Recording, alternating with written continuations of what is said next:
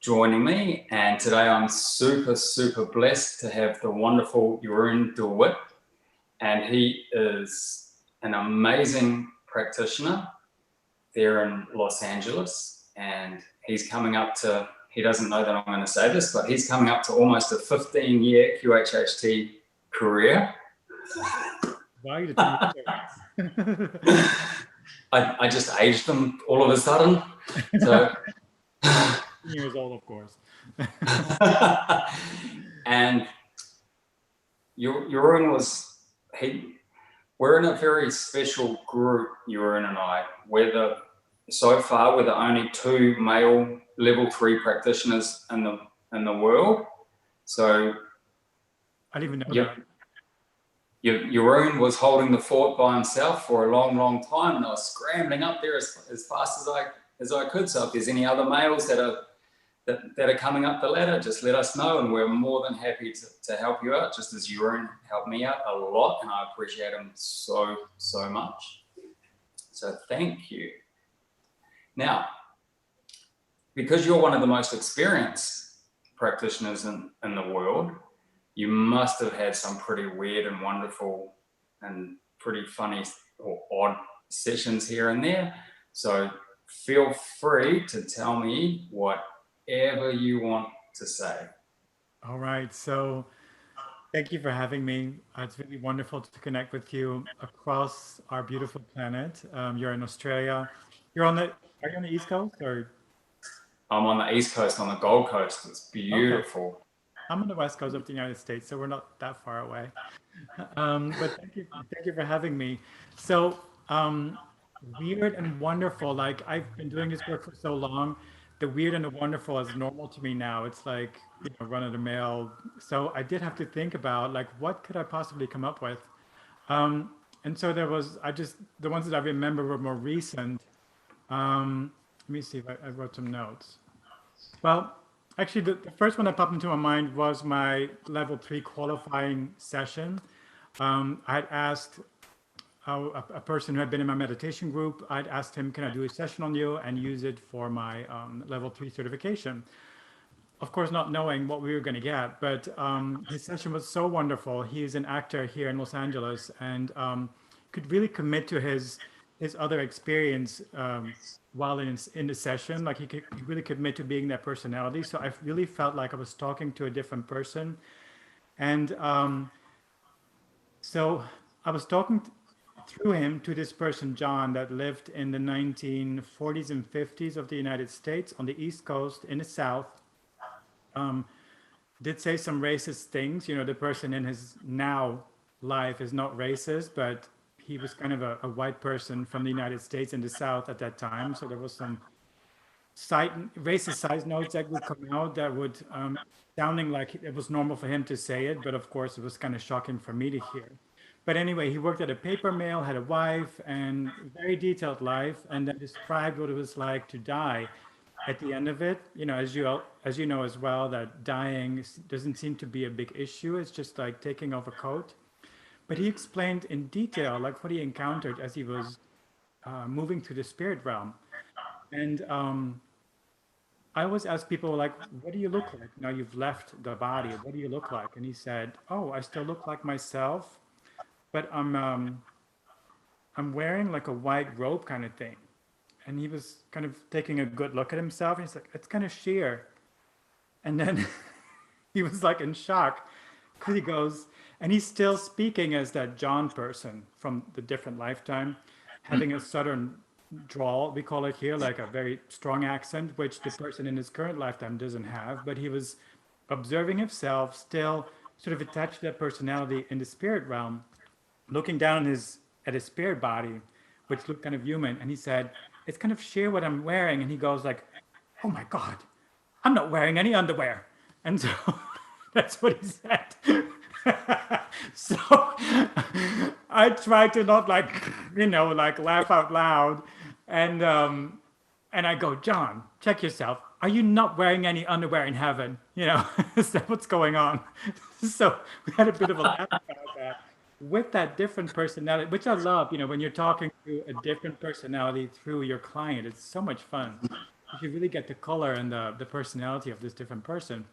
So, and then he goes, there is a guide is over here. It's a female guide, and she was very curvy and very beautiful. No, first she was wearing a hood, and then later on she took the hood off, and it became clear why she had been covering up because she was beautiful. And it threw John off so much. Like he knew that her name was Layla, I think it was. And I heard him talking to her. He was like, Layla, you are beautiful. You should be in show business. That's what he said. You know, which is so weird, kind of when you're talking to the spirit that is ascending into heaven, you know, and he was describing that there was angel schools or guide schools. It was very, very detailed what he described about this in between life space that we're familiar with. But Yeah. it was so funny, like how he was talking to the guide who was the shape of a beautiful woman, and he apparently had a very strong reaction to it. And she explained this is why she was hooded at first, because she didn't want to like Startle them. give him a boner in heaven. I don't know, you know.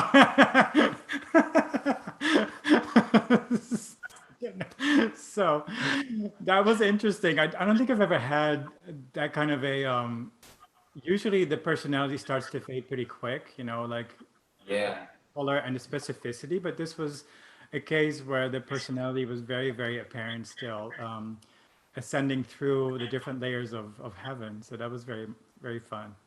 How funny. I wonder how Dolores would have taken that listening to it. Who knows? Yes. Yes. Dolores, yeah.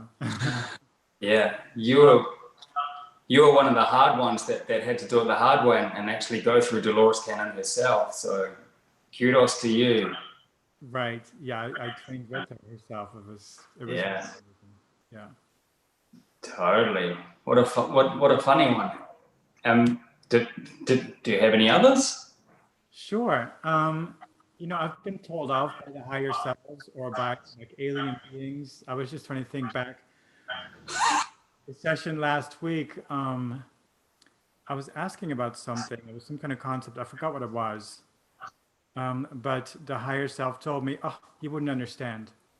You know, I don't know about that. So I was like, "Oh, excuse me. Okay, I guess I'm a little bit of a dummy in the field of this, whatever you're talking about." And so I tried for it to dumb it down or give me a comparison or you know use human language terms, and I think I did get to it. I forgot what it was, but that was funny as well. Also, I've been snubbed by aliens. Like at one time, I remember having this person in a session. They were kind of a little pink alien being working on a planet, and they were kind of like a worker type being.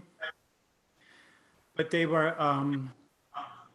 was very specific. They were channeling or clearing up like chaotic waves of energy and sending them out as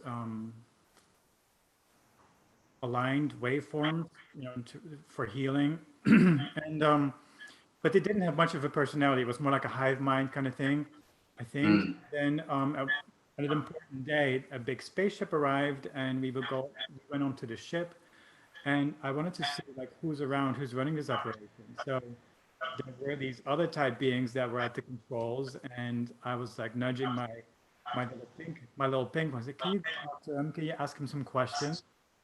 And so some answers were coming in through this other being describing what was going on. And mid sentence somewhere, my client said, "Oh, they just walked off." And I was like, "Excuse me, Mr. Alien. You know, we were in a conversation. At least do me the courtesy of saying like I'm busy. I can't attend to you right now." How rude. How rude. And then sometimes I'm talking to the higher self. It can be, you know, slightly dismissive. Or one time I was talking to the higher self that came in as an alien being, and it told me that its name was Billy, which I thought was odd. And so I asked it about its name, like, where'd you get that name?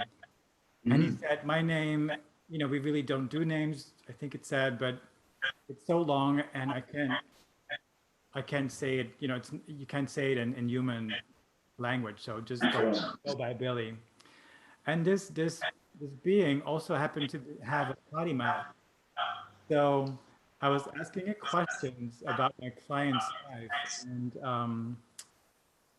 I think it gave me like an acronym, is what you call it, like a word, and then the letters of the sentence, and it would be like I was trying to remember where I had written it down or what session it was, but it was so long ago, I couldn't figure it out. But like it was something about something raunchy and sexual, and it used like, you know, fuck or words like that, you know, which I thought was funny because it was definitely, it's like a interesting flavor to this higher self. Because we, you know, if you don't know this work and you think talking to the higher self, you know, you might think it's always holier than thou and very proper, and because that's our human interpretation of those realms. But this was all in the with um, with the energy of humor, and it just sort of break down the defenses of my client who might have been maybe a little bit uptight or could use a little bit of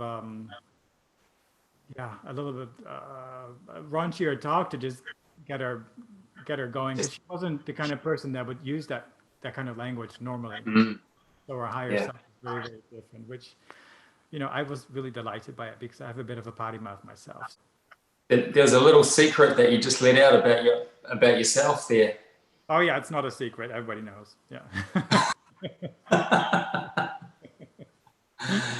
Yeah, it's one of the beautiful things that the different kinds of people's higher selves, they can be very different personalities, very extreme different. Yeah. It's a wonderful part of the session because we never know what's going to happen at all. I so much enjoy that part. I tell my clients, I say, I never know what's going to happen. You know, your session is going to be completely different from the one I had yesterday or the one I have tomorrow. You know, it's so personal. Never know what's going to happen. I'm a Gemini, so I love, you know, variety, and I love exploring. So it's really wonderful for me to have this kind of work and to experience all these different life forms throughout the universe, both, you know, both past lives or future lives or galactic lives, but also these different personalities of higher self. I really, really enjoy it. Me too. And it's always funny because people come into the office and they usually say, you know what, John, this is going to sound so weird, but, and I'm like, do you know who you're talking to? Like, Right. I'm like, there's no such thing as weird. It's so interesting. Right. So interesting. Yeah.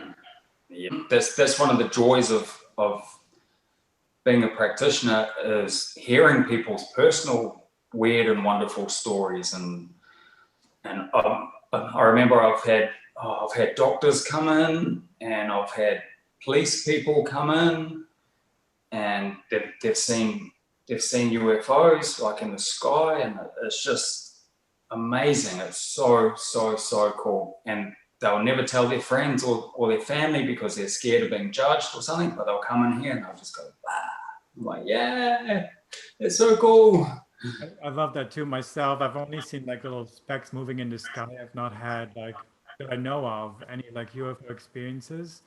I mean, I've seen some like ghostly figures and stuff. I've had some a few weird experiences, but not anything like the level of weird that some of my clients come in with. I've had people like experience timeline jumps.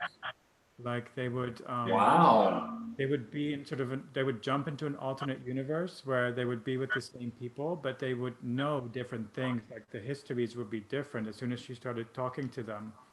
Um, Wow. and then she would switch back. Also, one person who experienced a timeline shift by it happened down here in Los Angeles. They were at a intersection in a car, and he and his wife, and then they saw a car.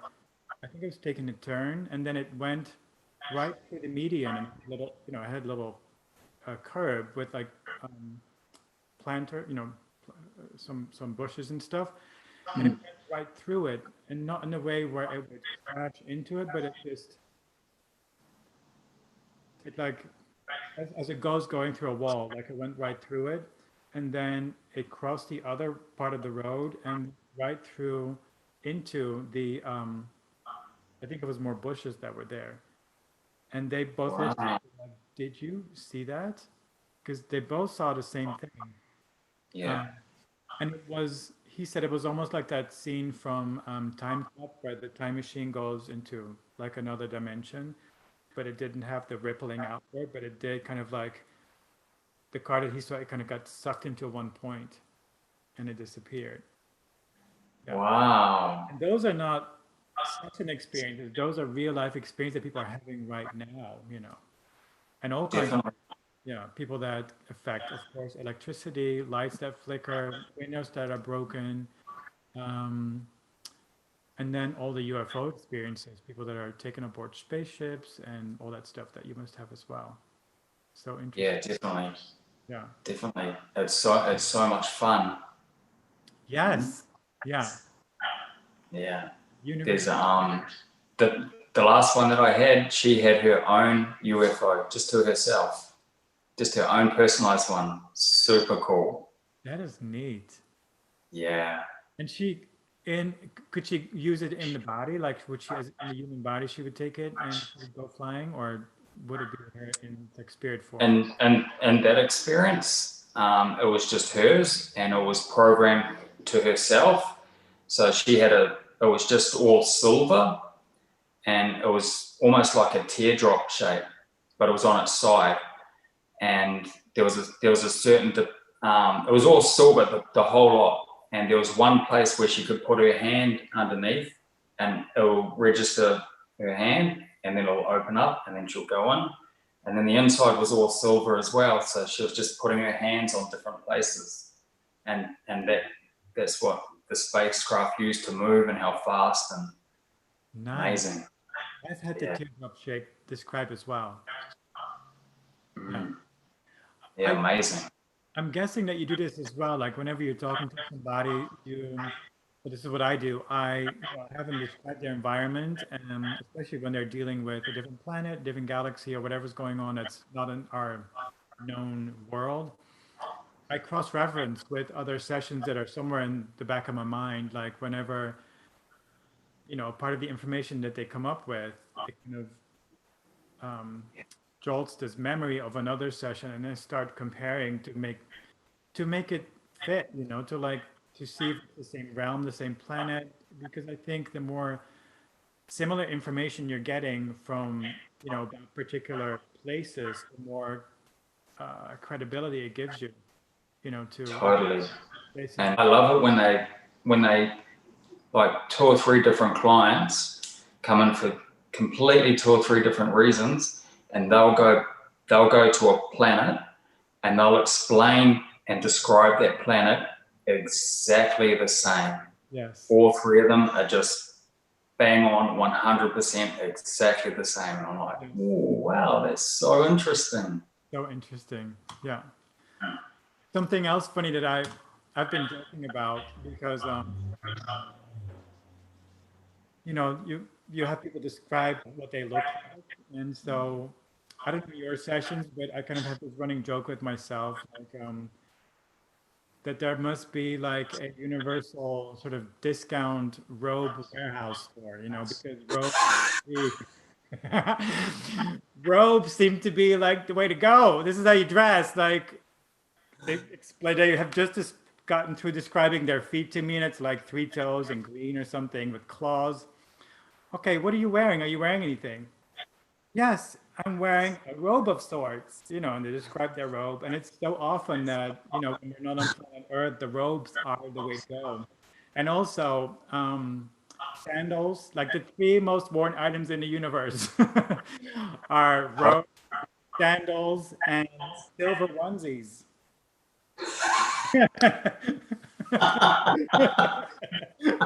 Have you had those with the matching boots?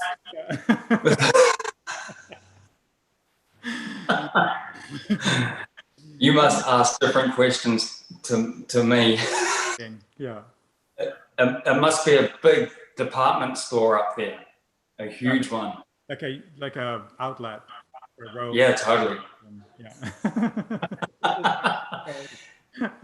So, so just quickly, what about your own personal sessions? I would imagine that they'd be pretty out there. Not so much. I've had like lots of Earth ones, some alien ones. Like the alien ones that I had, one time I was an alien being. I was like chalky and slender and white, and I sat with people from the Amazon, like the rainforest, and I was communicating with them. I was relaying concepts about like how to do life in a better way, like how to grow vegetables and stuff like that, or also spiritual concepts. But I was talking to them through sounds, like I was making sounds, but not language, but it was like waveforms of sound, and in it, or the information was embedded within it. That was one of them. One of them was, oh no, that was my higher self. I described that I was like part of me is from the Pleiades. Yeah, Yeah. And that my life here is about living the heart and helping others to do the same thing. So I'm having my own journey by dropping into the heart or living a heart-centered life, which basically means, embracing who you are, like how your expression of source, of God, of creator. And I've got a measure of that journey, and in turn now I can help other people, do more of that. And it's the Pleiadian part of me that that is being channeled, or that I'm having contact with, that allows me to do that here. Yeah. Yes, beautiful. And then another part, another life, I was an alien being. Well, I was a manufactured being.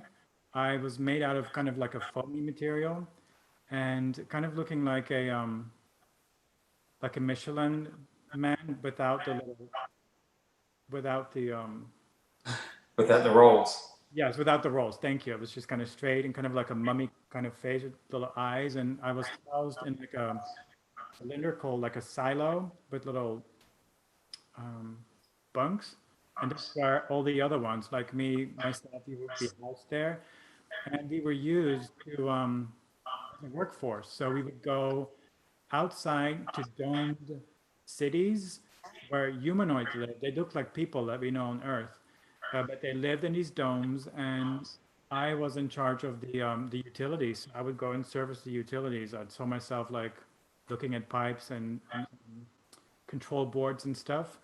And I was supposed to not have any soul essence, just life force. So I would be able to think and do my task, but not to have any soul. But something had glitched at the time when life force was put into this foamy type of being, and I had a bit of soul in there.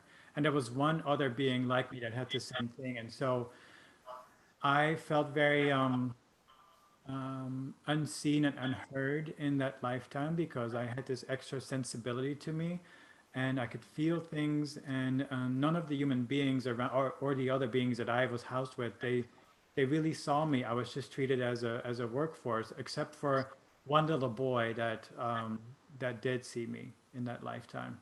And when my cycle was up, I went through the shredder and got recycled. That's how they did. Wow, Yeah, so interesting. that's super interesting. And then another one which taught me quite a bit about like parallel lives, or how there are no past lives, or everything is just parallel.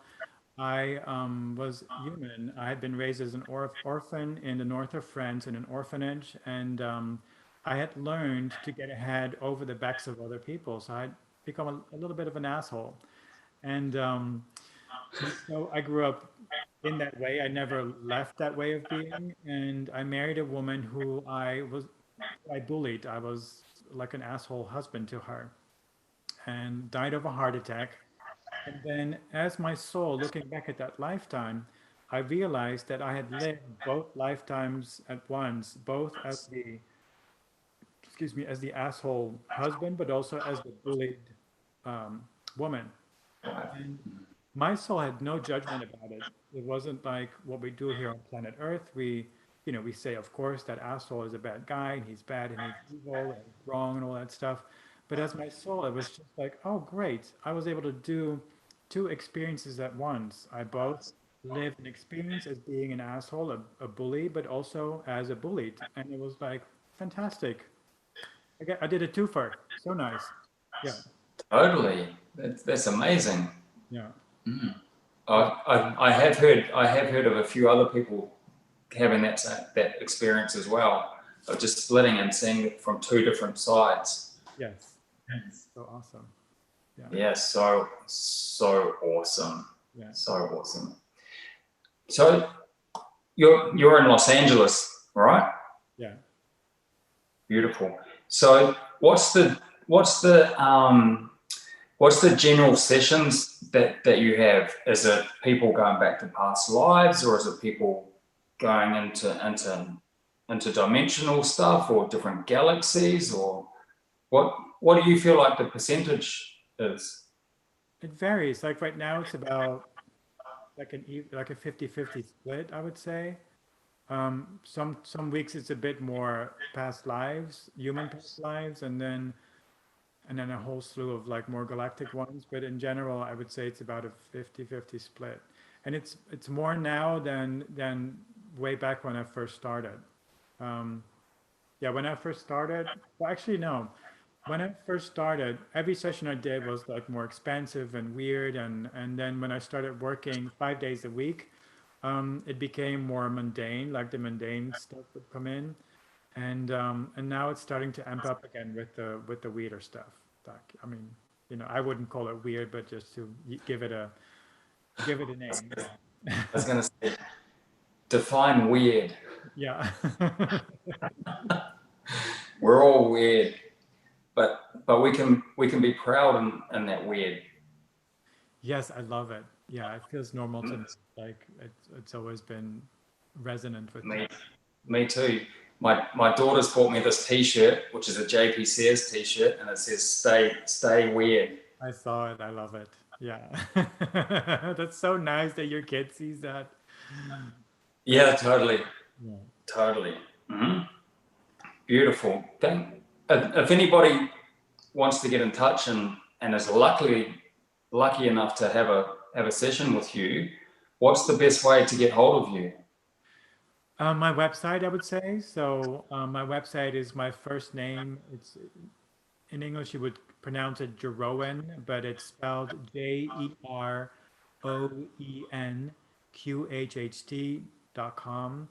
Or you can also contact me on my Instagram page, which is my first name again, Jeroen, and then my affirmation is love, ISLOVE. And you can find me there. Beautiful. And what about Facebook? Oh yeah, Facebook.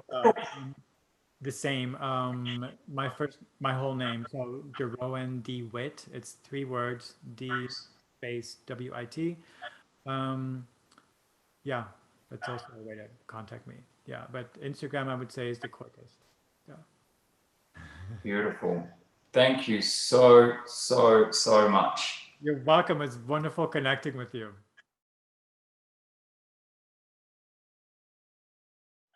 Yeah, that was good fun. Yeah, I bet. Good fun. Yeah.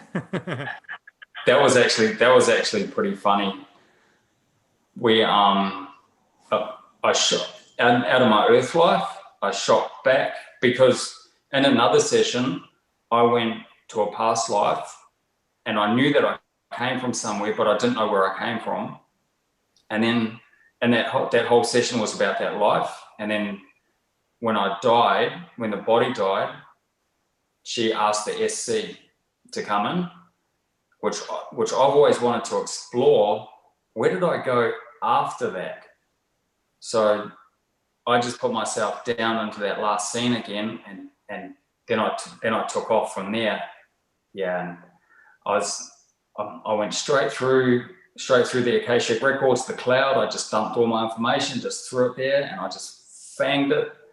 And then she went to an important day, and I was teaching all the little ETs and aliens and stuff like that. I was like the teacher and the young ones, and I was telling them about all my Earth experiences, and it was so much fun. And then at the end of the class, what I did when they graduated, because they were wanting to go to Earth, so I actually got my Earth suit on and put it on and showed them what it was actually like.